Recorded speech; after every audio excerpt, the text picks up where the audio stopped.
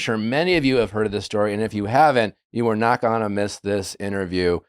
Just a heads up, trigger warning. Obviously, we are covering some very sensitive topics, including child abuse and things like that. So, it's definitely a bit of a tone shifter of this interview, but certainly a very fascinating story hearing from Jessi, who is also a survivor and obviously has, continues to work through this, has worked through it. It's very powerful. And we really appreciate them taking the time to share their experience with us and just talk about this, really just this insane, crazy story. So that is next. Summer's here and we're all chasing something, a break, a goal, a vibe. Let's not let bad socks and blisters ruin it all. Bombas makes socks and now slides and seamless essentials that keep up with whatever your summer looks like. Whether you are running a marathon or just a few errands or maybe dressing up for a wedding, Bombas Socks has you covered. Take care of your feet, people. It's important. Not all socks are made equally. The comfort of Bombas Socks are incredible. Also, they're fun. A lot of cool designs for all kinds of people. Let it really accentuate and complement whatever you are doing. If you're a stylish loafer kind of girly, they have the perfect loafer socks that are just the perfect amount of slouchiness.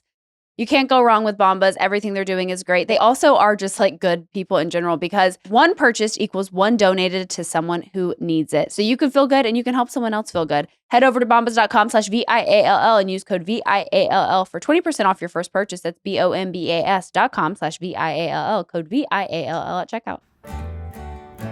Symbiotica is for anyone who is doing all the right things but still doesn't feel their best because true wellness starts at the cellular level with science-backed high absorption supplements designed to travel with you and work with your body. Symbiotica helps you feel more like you. Whether it's their liposome vitamin C or their liquid colostrum, Nally and I are benefiting from Symbiotica every day. More than anything, for me, it's easy to stay on the routine because of their travel size packets. We are very much on the go people. And if you don't travel that much, having something that is like a daily regimen really helps you stay on track. They're so easy to throw in your bag, throw in your carry-on, throw in your backpack, wherever you're going. It's so easy to take Symbiotica. It only takes 30 seconds a day to get all the nutrients that you need.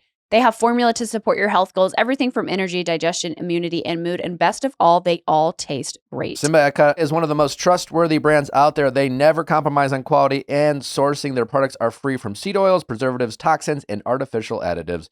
It's something you can taste and feel in every packet. Go to symbiotica.com/VIALL to get 20% off plus free shipping. That's CYMBIOTIKA.com/VIALL for 20% off plus free shipping. Jessi, thank you for joining us. It's really a pleasure. Thank you for taking the time. No, it's a pleasure, definitely. I guess just first question, and obviously, this is a very sensitive topic and a very traumatic story. And again, we just want to express our appreciation watching this documentary. And I'm sure it is the case for anyone who's familiar with this story, who watches this documentary, even for people not involved. It's very triggering. It's very uncomfortable to watch because there's just so much horrific abuse. And anytime children are involved, it's just really hard, obviously, to digest. Obviously, you are one of these victims who had to deal with Jodi's abuse. A very difficult story to watch. It's just very triggering for even people like Nally and I who are new parents, anyone involved, but obviously for you, the real victim, one of the victims of Jodi. What was the reason for you wanting to participate in this docuseries that obviously must have been, difficult to participate and talk about and obviously rewatch? I think there are a few different reasons. I think probably the main reason, though, is I felt that in truly understanding how and why something to this magnitude and horror happened, you really have to understand Jodi. And in order to understand Jodi, I think there's so much unfortunate insight that I could offer because she is someone that is so seemingly if you saw the series, in the beginning, she fooled so many people because her messaging is rather innocuous. If anything, it's rather empowering. And so it's like she lures people in, and for it to result in something so heinous and so heartbreaking, I think a lot of people are left confused as to how and why and like who in the right mind would fall for this. Mm-hmm.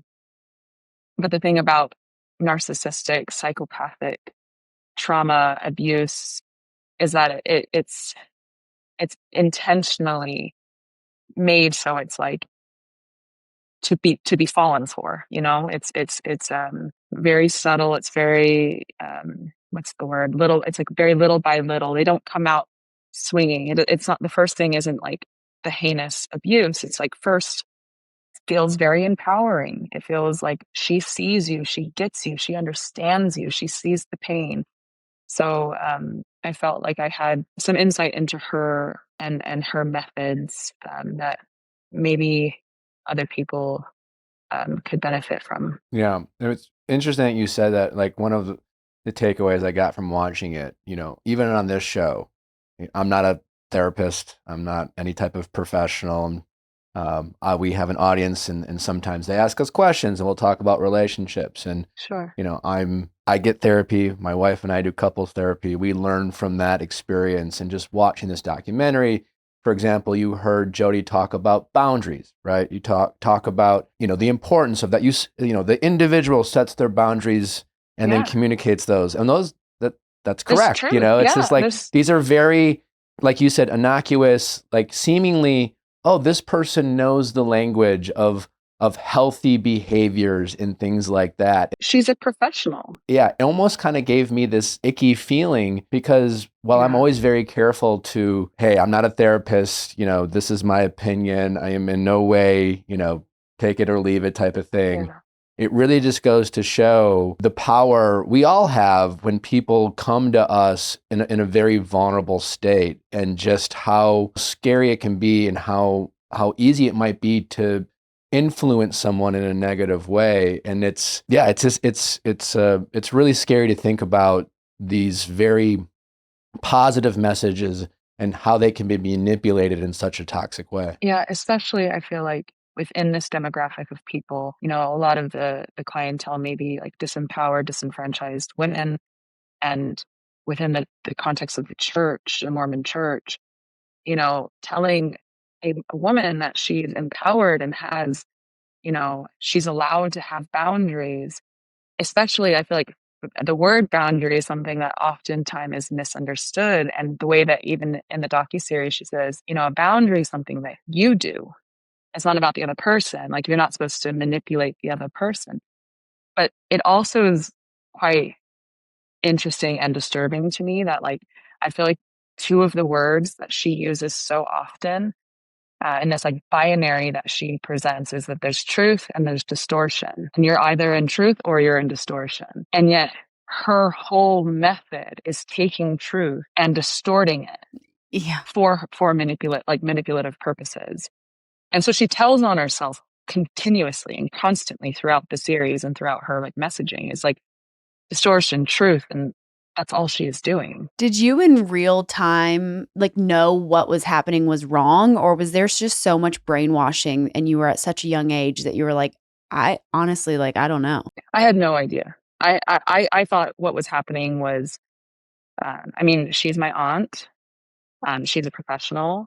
The church is promoting and supporting, and she's using the language and the religion that I was conditioned and brought up in. She's using that same language and those same principles, and the amount of emotional, spiritual, and mental manipulation that's going on. And then I'm a child, so I Yeah. have no idea.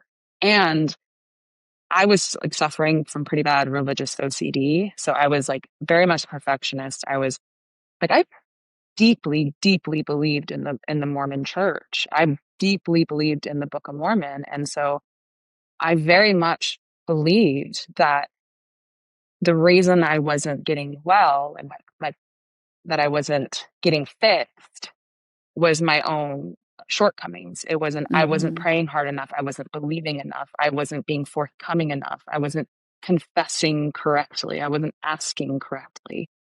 And so I 100% believed this. And even when I left Jodi, because I ran away multiple times, and then finally I ran away for good. Like I ended up in a homeless shelter in Salt Lake City under a fake name.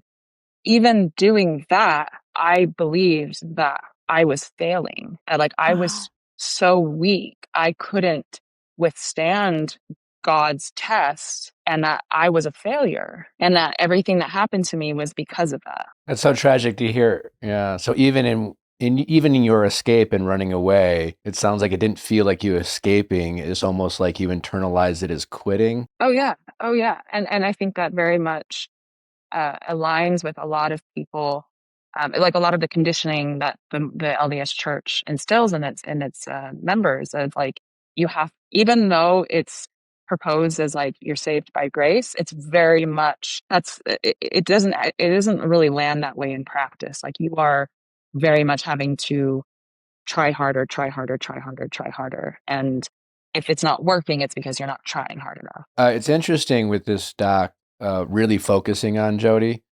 I'm curious. My wife has been following the story since the beginning. I've certainly been aware of it, but the focus has really been up until this point, Ruby. Yeah. Obviously she's the YouTube star. She's the quote unquote famous one. And certainly she has, deserves to be where she is right now. And she also is guilty of some very horrific things. But was it in any way frustrating for you to see more of the attention go to Ruby and her crimes because of her infamy and fame and her celebrity, where it almost felt like Jodi was kind of almost getting away with it because she wasn't the focus of that Ruby was getting? No, exactly. I mean, I understood why the focus was on Ruby. It was, she was the, famous one. They were her children.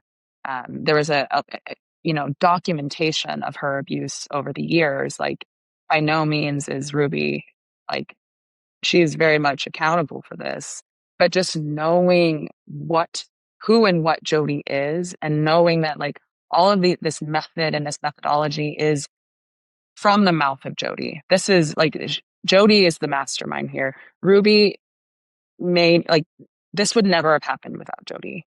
Like, yes, there would probably have been, some fallout from Ruby putting her children online and being in, like, there's like definitely going to be psychological effects and maybe some abuse from there.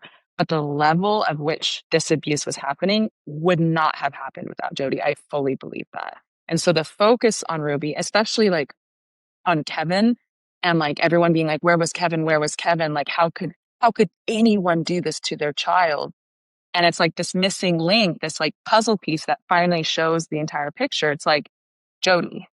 And really, to understand Jodi, you need to understand the culture, the foundation, the structure of the Mormon church. And without those two components, Ruby doesn't really make sense. You just think, oh, she's just a psychopath. But really, it's if you really want to understand this, you really need to understand Jodi. Yeah, it was interesting watching it. To your point, it paints a clear picture of, lack of a better word, the evilness that Jodi brought into this picture. There was one particular scene in the docuseries, though, that I found really alarming. And it was when they were talking about Ruby before Jodi came into the picture. And it just, to your point, so it's like whatever Jodi, to your point, seemed like really she brought this forward into the heinousness that it was. But there was a moment when they were showing Ruby about to hit 1 million subscribers. Yeah.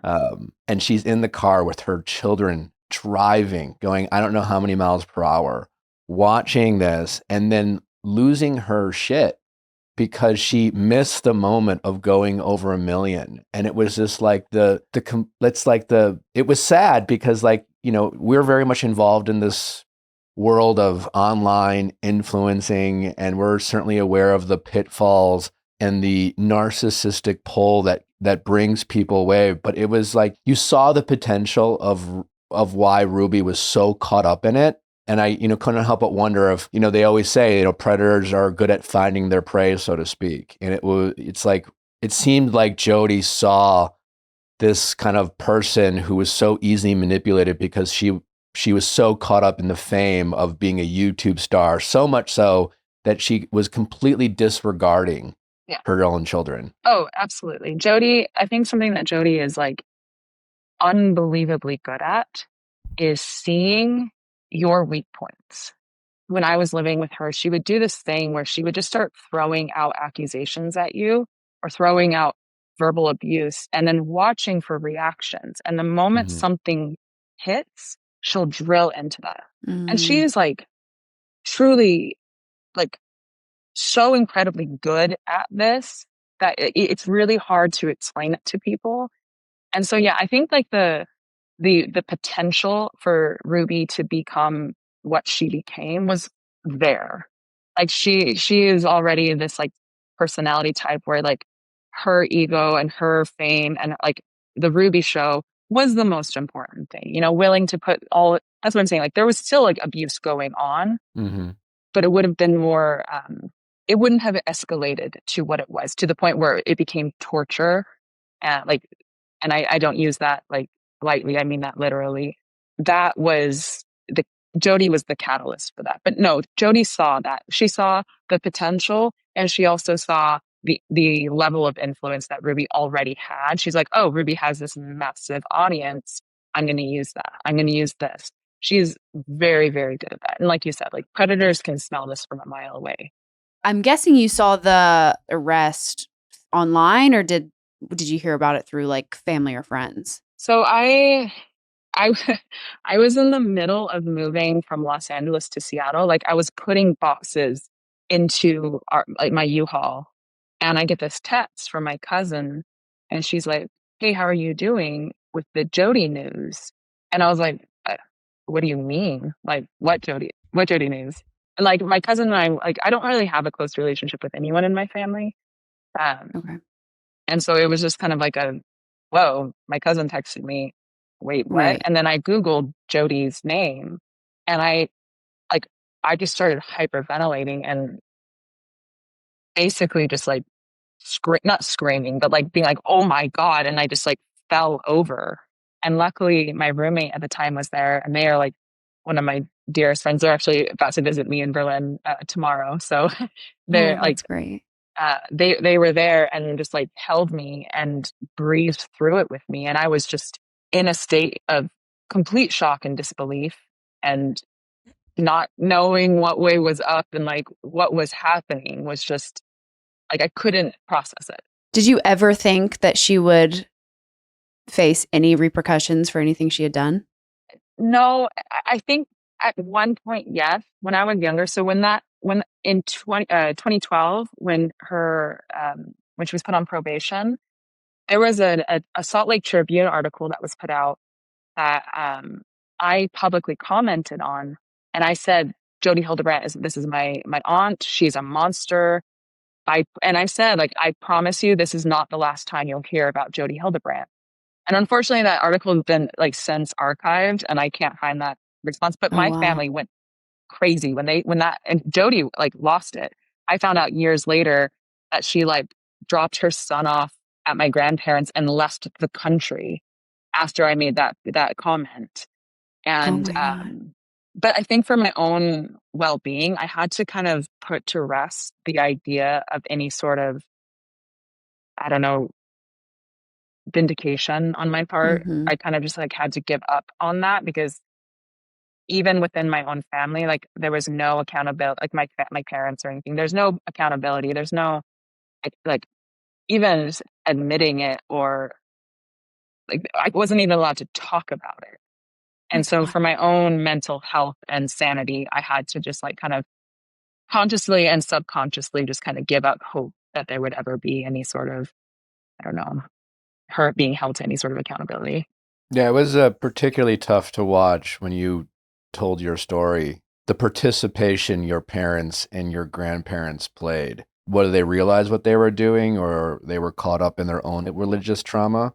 How have you processed that? And is it just, you mentioned you don't have a relationship with them, but do you separate, the monster that is Jodi with the involvement your family played a role, or do you kind of lump it all Yeah. together, knowing that, like, there was a part in that conversation where it's like nature versus nurture. It's just like, what happened to Jodi? What Yeah. abuse did she experience something, or is this someone just like, is there a sociopathic, narcissistic person that maybe has always been there, and she and it found its way to reveal itself? How do you process that?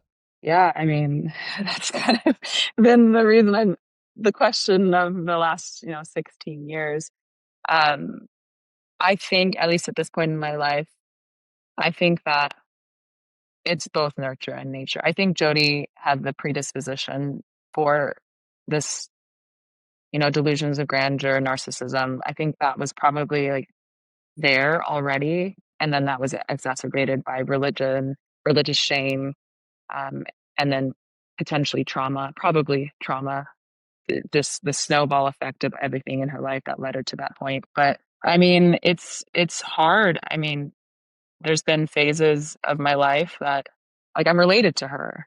And I've had moments where I'm like, is this gene in me? And something that I feel like with people that have experienced narcissistic abuse and psychopathic abuse is they make you feel like you're the psychopath and you're the narcissist. And I remember thinking, even while I was there, that like I I was the bad one. She made me believe that like the reason why I was duct tape, according to her, was that every word that came out of my mouth was a lie. And like that literally I was so good at manipulating and lying that I didn't even know when I was doing it. And so I like to protect everyone, we had to put duct tape on my mouth. And I believed it. I was like, oh. So it took so many years. And there's still moments where I have this moment, like she was a musician, I'm a musician. She's a therapist, I'm interested in psychology. Like there were some parallels in our lives where like when I would notice those things, it would really scare me. And I've had to I've had a lot of therapy, to help me through these kind of thought loops and whatnot. So there's that. And then, you know, she's my dad's sister. And so then it's like, well, is this gene in my dad? And like my dad is, I would not say is a very empathetic person at all. I think that empathy is something he really doesn't possess very much of. And so then I'm like, is this just a family trait and it's been exacerbated in Jodi? Like, yeah, to process this. I think I'm not being very fluid in my response here. There's a lot of No, parts not to at all. this. Yeah. But I think at least in regards to my mother, often I have a lot of grace for her. It's not all of the time, but often I find myself being like, okay, she was born in the 60s to a Mormon family of like 7 kids, raised in Salt Lake City, Utah. She married a lawyer thinking her life was going to be this certain thing, and then it wasn't. Were either of you raised in the Mormon church?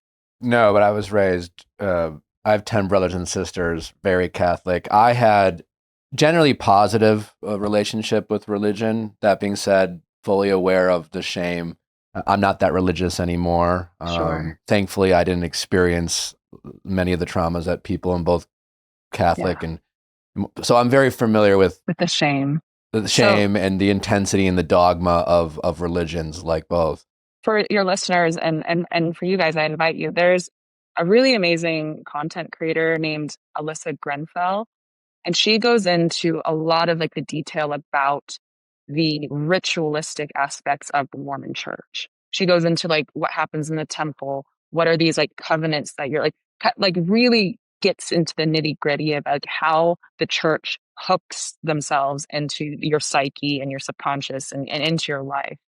And when my parents went through the temple back in the day, they would have had to make a covenant promising. They do these motions through their neck, through their chest, and through their stomach, of promising that if they talk about it or break these covenants, that they'll kill themselves.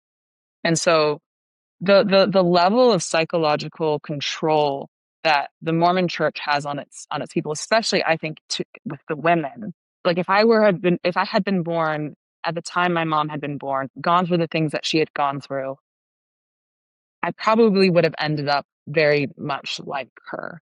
And this lack of feeling like you have any power or like the self-doubt and the self-hatred and the dealing with the shame.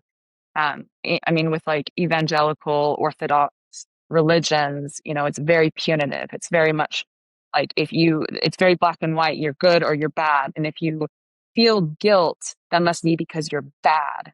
And if you're bad, you must be punished. And so there's no real gray area to process fucking up, or sorry, can I swear? Yeah, You yeah. can Messing say- up. And unfortunately, in my mom's case, making a mistake to such, I mean, like I know my mom like cares about me in her way. Like I know that she loves me, but doesn't have, I don't think, the ability to look at herself. I don't think for her to like look at and admit to herself that she not only allowed for this to happen, but participated in the creation of that abuse. Like I think it would kill her. And so she has just put on the blinders, which is also very much a thing in the Mormon religion. You're supposed to just put on those blinders, like don't ask the questions, don't look into the skeletons in the closet, don't ask why Black people weren't allowed to have the priesthood or about polygamy. Don't ask those things. Just put on the blinders.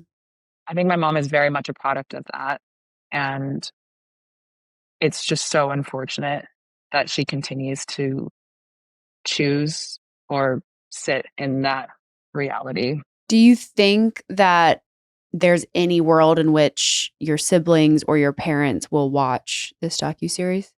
One of my brothers and his wife, I would say I have the most contact with them, Okay. and they seem to be the most open and the most willing to acknowledge. Like my brother Madison and his wife reached out to me after Jodi was arrested and apologized to me. And they're the only ones that apologized to me at all for anything. And my brother apologized that he had invited Jodi to his wedding and like subjected me to be around her.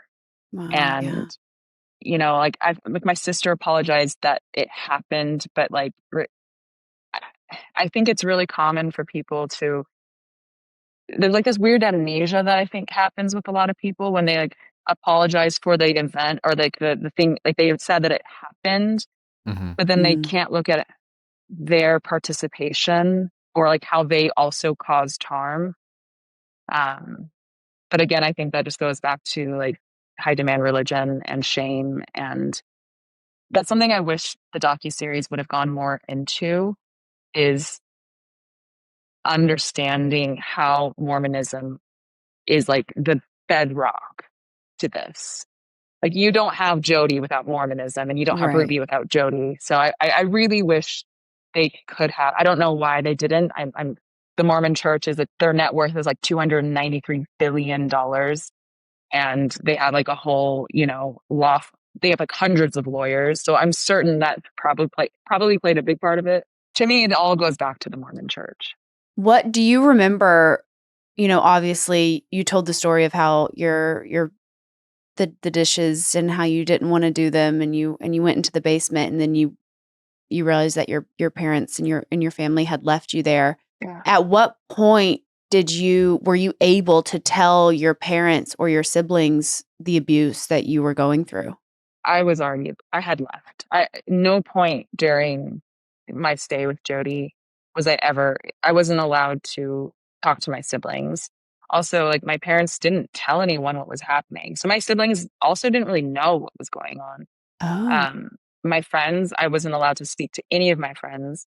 My friends had no clue. They thought like they were like when I finally came back to California after, Jodi and homelessness, I found out that some people thought I was dead. People thought I had gotten pregnant and that I was like sent away. People thought I'd gone to rehab. They had no idea. And I lost pretty much all of my friends because of this. They were, upset. I mean, I was a teenager, so and they were teenagers, so they didn't really understand.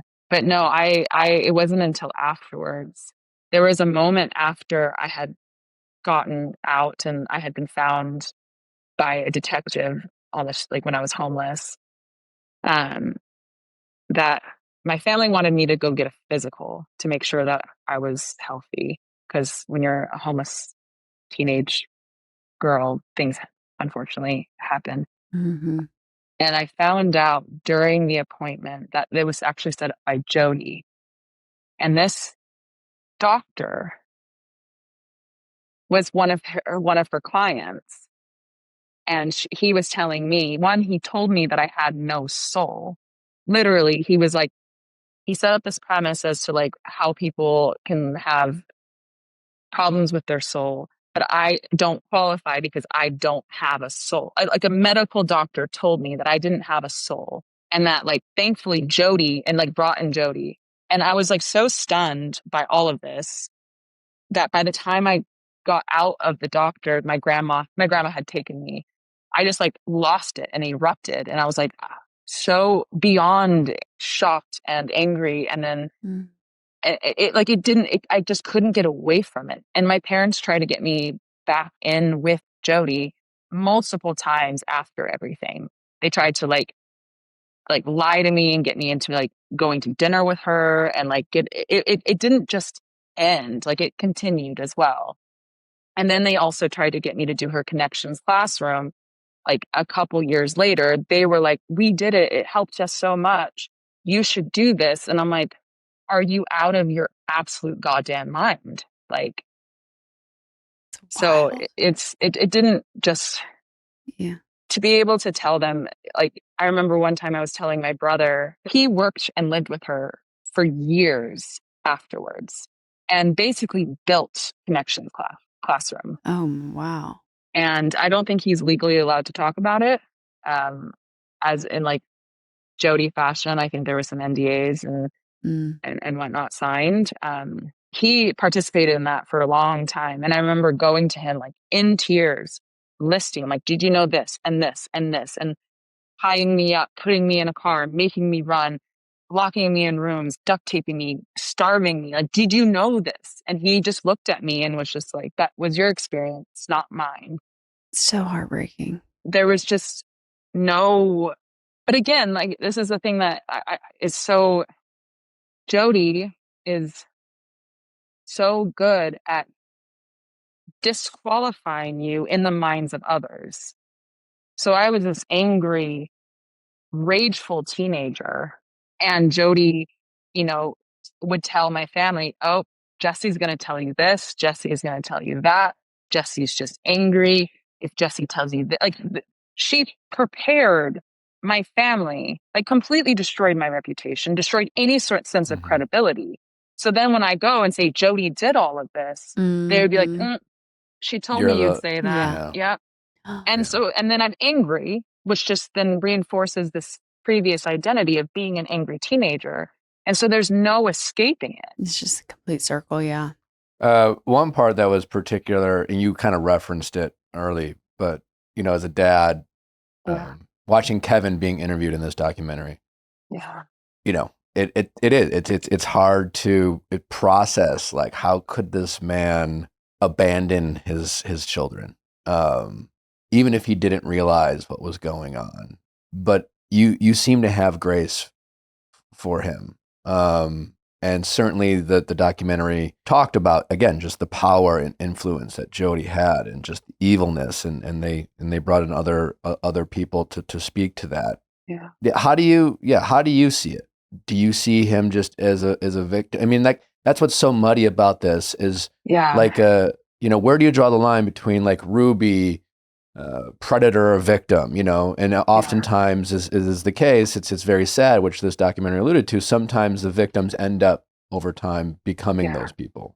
How do you view Kevin and some of the other men who were ostracized from their family, and as a result some of this horrific abuse happened to the children?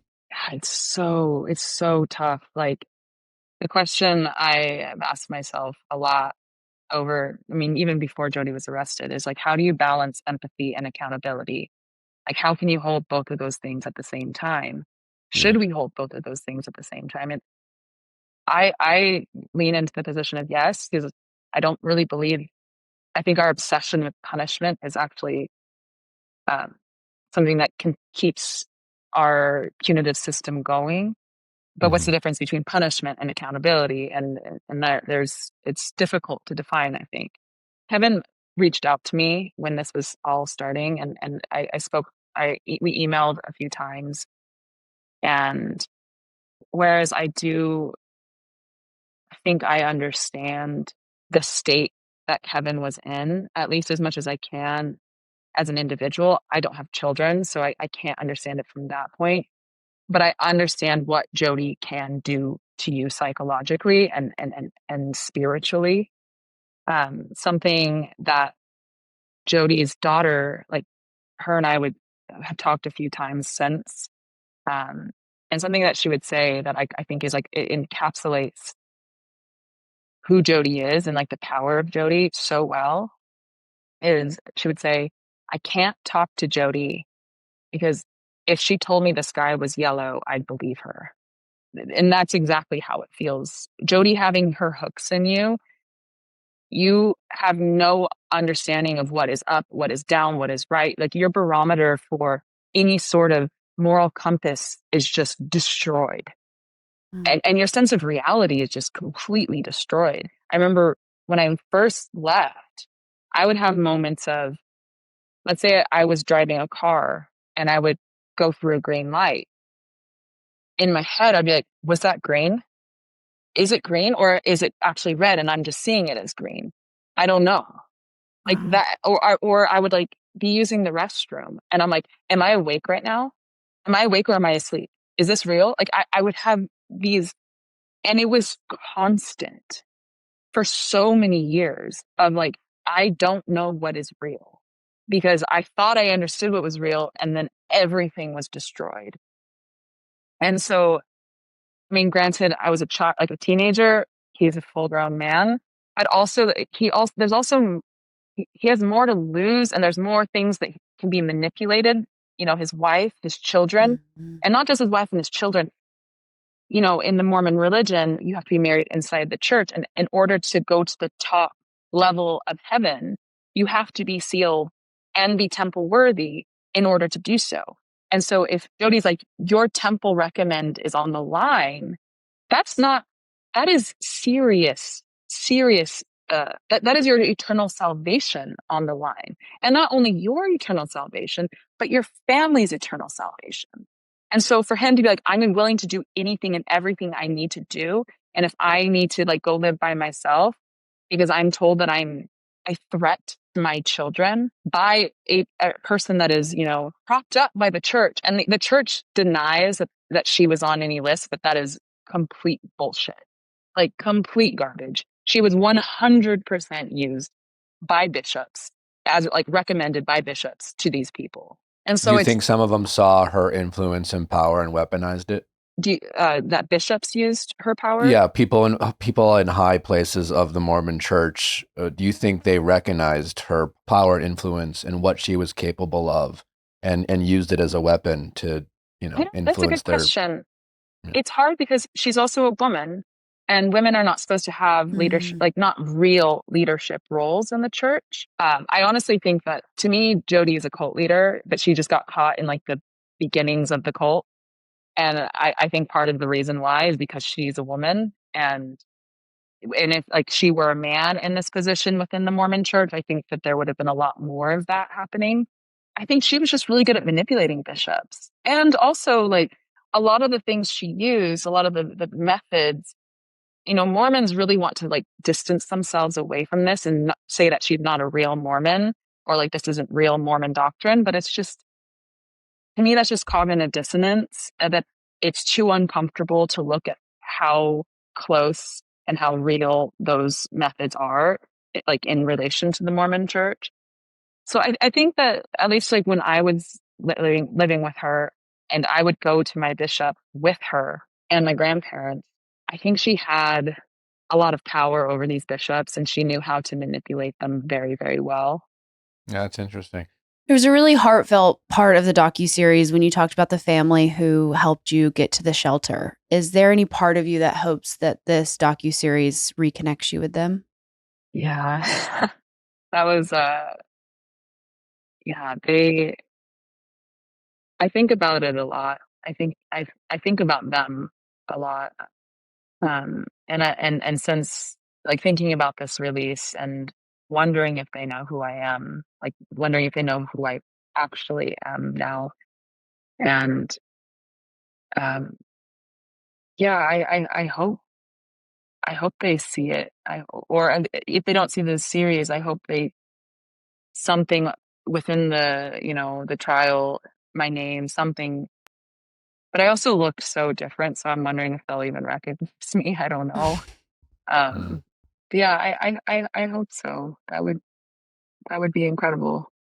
In that same spirit, I want to, shift the conversation. Obviously, sadly, there are so many victims of abuse, and all sorts of kinds of terrible people have affected people. Yeah, And we spoke to it earlier that what a very tragic thing of abuse is that, again, it can become this never ending cycle passed down. yeah, But you are someone who seemingly has stopped that in your life. And you've mentioned you've done a lot of therapy. You are a survivor in the truest sense. You are a successful tattoo artist. You're living in Berlin. You really got away. And then for all the people listening who, are victims in some way or another, maybe not as horrific as you experienced, how were you able to do that? And what are things you can offer our audience who might be listening to your story, and trying to figure out a way out, even if it's just in their own head, right? Because so yeah, much of this abuse is this kind of literal gaslighting of making you question whether you're worthy of surviving this abuse and worthy of moving on with your life. How were you able to do that? That I think would be very inspiring for my audience to hear. yeah. I I guess I want to start by saying when I first left Jodi's and was first in like the very beginning stages of recovery, like I definitely participated in harmful behaviors and I definitely perpetuated this onto people around me. Like I was not well at all and I was not intentionally harmful. Like I was definitely never like I want to go hurt people, but my intention didn't align with my impact. I was very like when I in my like late teens, early 20s, I was not well and barely holding on. And I was engaging in self harm behaviors. I was in and out of mental hospitals. I was in really toxic relationships. I participated in really toxic behaviors within those relationships. When I say that, like I was on the road to being a part of that cycle. And the things that have helped me the most, lots and lots of journaling, a lot of self reflection. I think a lot of shadow work, being willing to look at the darkest parts of yourself, but also being like having guidance and help in separating those darkest parts from you. Like what is you and what is your abuser? Like, and for me, like what is me and what is the indoctrination of the Mormon church? What is Jodi? Because I still have Jodi's voice in my head often. I have nightmares most nights. Like I still am. I'm definitely not free of this. Hmm. Um, Somatic therapy was really helpful. There's EMDR therapy that's specific for PTSD and complex PTSD. There's parts work. I think that has been really helpful. Like even if you're just reading these books on your own, like obviously having a practitioner is best, but just learning about parts work. There's a really incredible book um, called Nonviolent Communication that I think really, really helps me identify my like what is a feeling. So I think oftentimes we really struggle with that. You'll think, oh, I feel like you don't like me, or I feel like, but those aren't feelings; those are interpretations. So really getting into like practicing identifying actual feelings, and then like learning what those feelings are telling my brain. Like, what is my brain making up, or like what stories are my brain making up? Is my brain making up? It's an ongoing process. I by no means am finished. I'm not like I was harmed and now I'm healed. And I know that's not really like that's probably not the story your listeners or people that are going through this or on the, like, are beginning their process of healing want to hear. But unfortunately, complex PTSD is a chronic condition. And like with chronic conditions, oftentimes it is something that will last years and years and years, if not a lifetime. So it's just a matter of like developing these skills over time. Something that really helped me was, I think, with high demand religion and just, I think, our society in general, we operate within this binary of good versus bad. We moralize everything in our lives from, food to how we look. Being skinny is good and being like, but it's not just about like good or bad. It's like evil and like we have a moral component added to it. Um, so recognizing those moral, the addition of moralization to things, to go into more maybe neutral language with yourself, and using the terminology goodish for me was like unlocking a magical door, like into a new land. So like I would have so much guilt about doing something, and I'm like, oh, I'm bad. I'm a bad person. And in the series, you'll hear Ruby saying things like, I'm a good girl. I'm good. And it's really kind of eerie and strange, like grossly analyzed. And I feel like this is a result of this type of binary thinking. So instead of saying like there's good people and bad people, or if I was a good person, I would have done this, leaving that language alone and entering this space of goodish.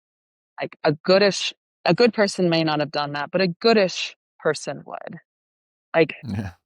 and allow it, just like this, like allowance of nuance and allowance of gray, for me was so incredibly helpful to like stop these spirals, these like self-perpetuating spirals of shame, and then you act out in shame, which then brings more shame, and then the cycle continues.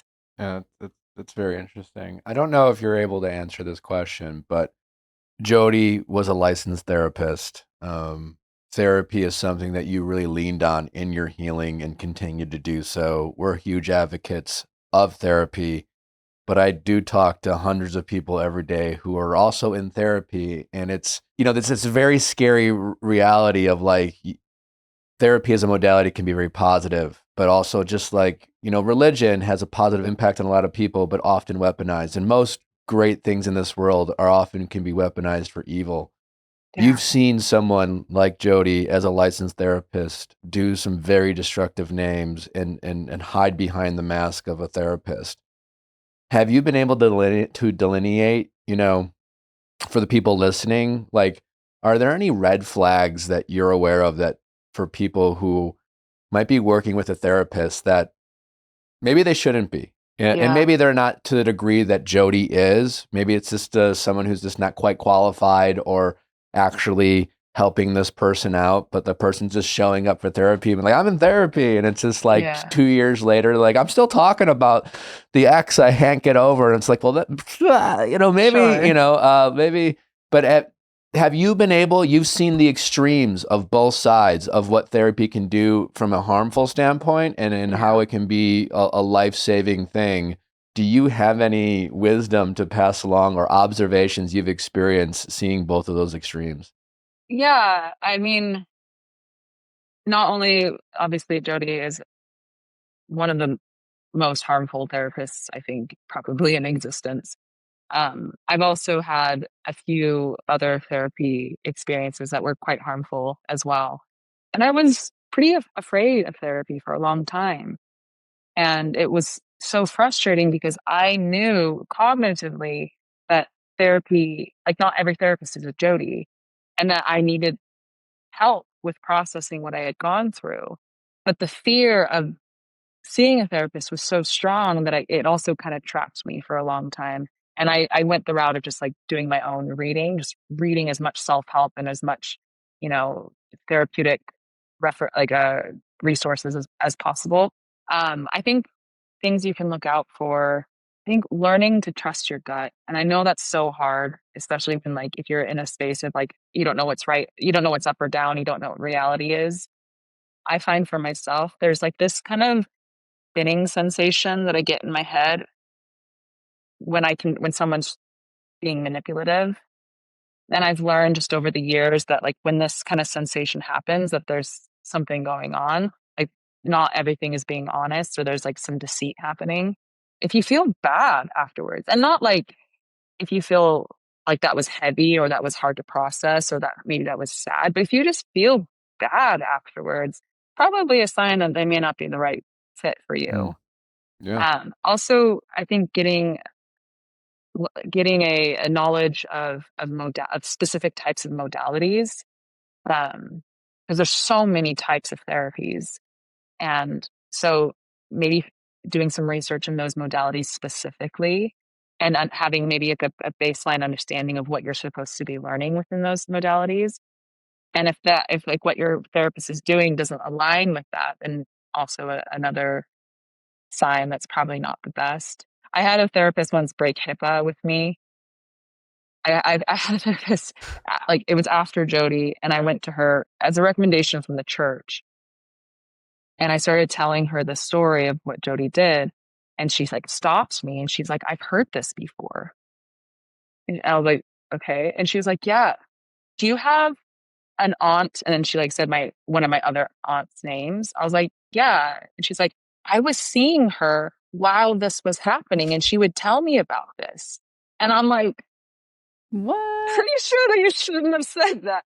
But then she then went on and said, yeah, if I hadn't seen your aunt, I don't think I would have believed what you had said. If I had not already heard the story, I don't think I would have believed Oh, you wow. anyways.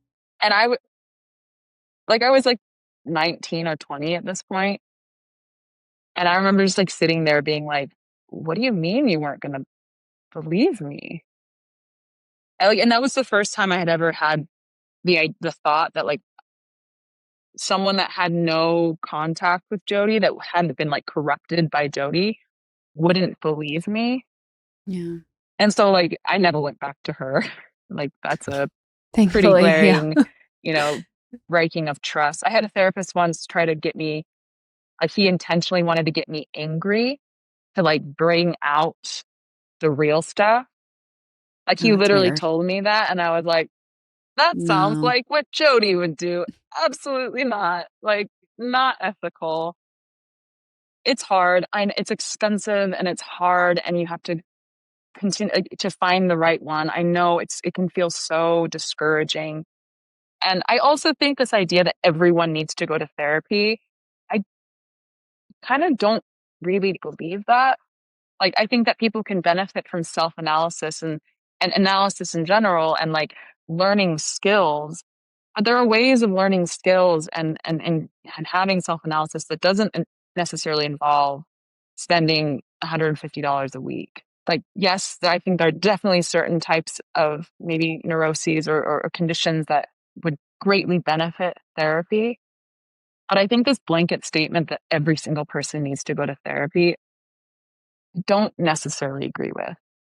Yeah, that makes sense. I mean, I like what you said about just, like you said, it feels a little vague following your gut, but just if you feel bad afterwards, it makes a lot of sense. And then, like you said, there's processing a difficult conversation, and there's like what Jodi seemed to do a very excellent job of is making, again, like it's leaving you more in doubt of yourself or your actions or who you are. She would like create the disease and then offer you the cure. But every time you go, you get a little bit of the cure, but more disease. And so then it would just kept you stuck in it. Well, I have to say, like, thank you so much for pulling back the curtain of just all the corrupt and awful things that the Mormon church does, to obviously not just everyone, but like women, especially. And also, I'm just like so sorry that you went through everything that you went through. You didn't deserve to go through that. I'm sorry no one protected you. You should have been protected. You do have a really powerful voice, though, and I think you should be really proud of that. Thank you. I really appreciate it. On a lighter note, how did you end up in Berlin? I'm just curious. And obviously, you are a tattoo artist. We, my wife and I, we have tattoos, and They look like some beautiful works of art. Do you? How'd you end up in Berlin? Do you have a favorite tattoo of yours? And what do you like most about being a tattoo artist? Okay, good. Fun questions. um, Yeah.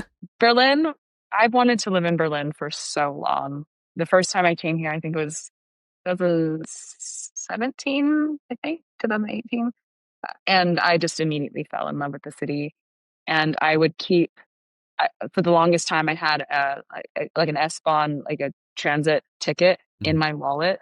And I just kept it there. And every time I would open my wallet, I would see it as like a reminder, like, this is where I want to be. And I was on a birthday trip uh, 2 Februarys ago. Um, I went on this, like, I don't know, to just kind of get away from everything and to just have some, like, a reprieve from all of the heaviness. I went on this Europe trip and I met my partner in a karaoke booth at Fun. at Monster Onsens. And if you're ever in Berlin, you should definitely check out Monster Onsens. It's so fun. It is like one of the most fun karaoke. It's like small room karaoke's. And we just had this beautiful tryst across Europe. He like followed me around Europe for like a month, and we fell in love, and it was not hard to convince me to move to Berlin. I already wanted to be here, so yeah, I moved here, and I love the city. It's, moving to a foreign country is definitely not for the faint of heart, even in a city that, most people speak English here, but it's still like I have so much more empathy and sympathy for people that have to move to other countries that don't have the luxury of being there, or the luxury of choosing, that that people that are displaced, people that are seeking a better life for themselves, running away from danger. Because, like, as a, I don't have kids, I don't have these responsibilities. I'm a white person moving to a white country, and how stressful and difficult it is. I have so much more sympathy for people that have to do it for other reasons. Um, but sorry, not to go heavy Yeah, again, but to bring back my favorite tattoo. That's a good question. I feel like every time I get a new tattoo, it becomes my favorite tattoo. sure. Yeah. Um, but I have a back piece I'm working on that I really, really love. I'm getting it done in London. Uh, and this artist's name is Jacob Morris, JCM on Instagram. And then my favorite thing about tattooing is honestly the connection with people. Like, I love making the tattoos for sure, but the application of tattooing is just like kind of a benefit, like a perk. Hmm. For me, it's like you're with someone for so long, like for hours times, and you're getting to know them. You're getting to know, and there's something about not just touching someone, but you're also hurting them and permanently changing their appearance that breaks down barriers so quickly that you go from like, hi, nice to meet you, to like them telling me about, addiction and trauma and just the most personal stories. And I love this. It's, to me, that's, if tattooing didn't also include the personal connection, I don't think I would really enjoy it. It's That's really interesting. beautiful. Well, Jesse, I just want to thank you again for taking the time. I know these conversations aren't always easy to live back, but hopefully, despite all the trauma and abuse that Jodi perpetuated, this is again continues to shed a light on the fact that this stuff goes on and what to look for. And I think sometimes it's, to your point, like you talked about blinders. Like the world is sometimes it's easier to just uh, digest when you don't think this type of stuff can happen, or it can't happen around you. And it's just, um, we don't always want to be looking for it, but it's important to be diligent and it's important to be aware, um, that this type of evil can exist in our world, and to be mindful of it, so that if we are in a position to try to put a stop to it or call it out, we might be hopefully in a better position to do so. So I Yeah. want to thank you for again taking the time. No, my pleasure. Thank you for having me. And enjoy your friends tomorrow. Thank That's going to you. be so fun to be I'm so surrounded by excited. your support system. We love Thank you it. so much. All right. Thanks so much, Jessi. I appreciate it. That was great. Thank you, Jessi. Thank you. Enjoy the rest of your day. Enjoy your friends. We really thank you. And yeah. Yeah. Bye, guys.